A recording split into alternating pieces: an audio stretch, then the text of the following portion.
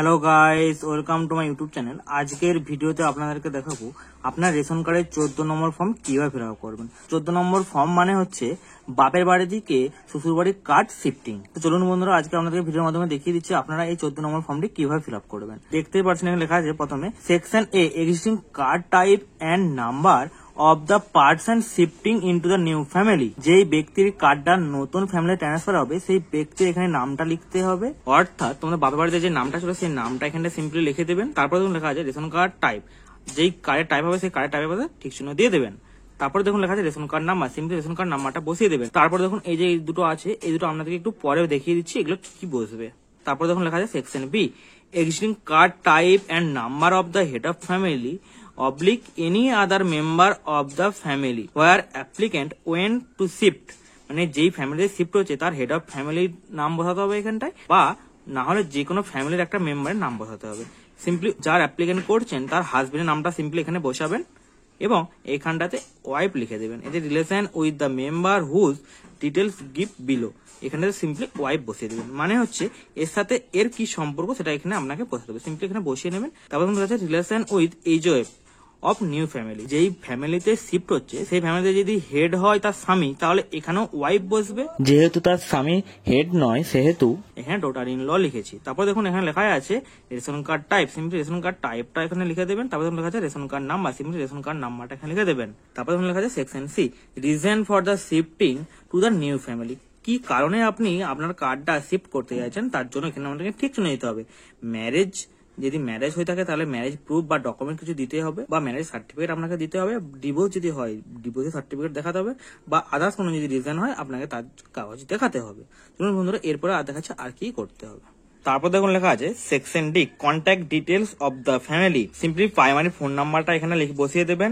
Secondary যদি কোনো phone number থেকে তাহলে এখানে বসাবেন, আর যদি না থেকে থাকে তাহলে বসানোর কোনো প্রয়োজন নেই। তারপরে দেখুন লেখা আছে হোয়াটসঅ্যাপ নাম্বার, যদি থেকে থাকে তাহলে বসাবেন, যদি না থেকে থাকে তাহলে বসানোর দরকার নেই।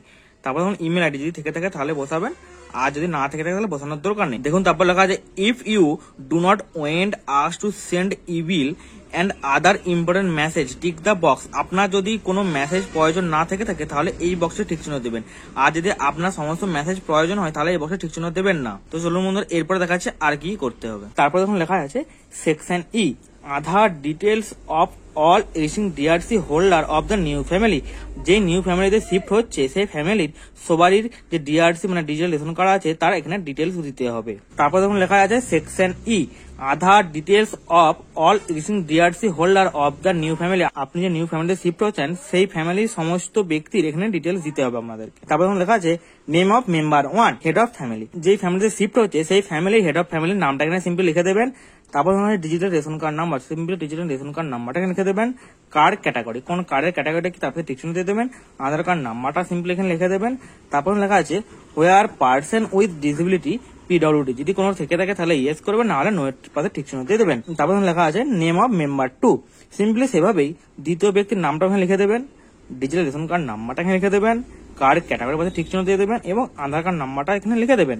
তারপর লেখা আছে হোয়ার পার্সন উইথ ডিসেবিলিটি পিডব্লিউডি, যদি থেকে থাকে তাহলে ইয়েস করবেন, তা নাহলে নো করবেন। তো বন্ধুরা, এই পেজেতে আর কিছু নেই, আমি পেজটা ঘুরিয়ে আপনাদেরকে দেখাচ্ছি আর কি করতে হবে। তো বন্ধুরা, আমি পেজটা ঘুরিয়ে নিয়েছি। তারপর লেখা আছে নেম অফ মেম্বার থ্রি, এখানে সিম্পলি নামটা লিখে দেবেন, ডিজিটাল রেশন কার্ড নাম্বারটা এখানে লিখে দেবেন, কার্ড ক্যাটাগরির পাশে ঠিক চিহ্ন দিয়ে দেবেন এবং আধার কার্ড নাম্বারটা এখানে লিখে দেবেন।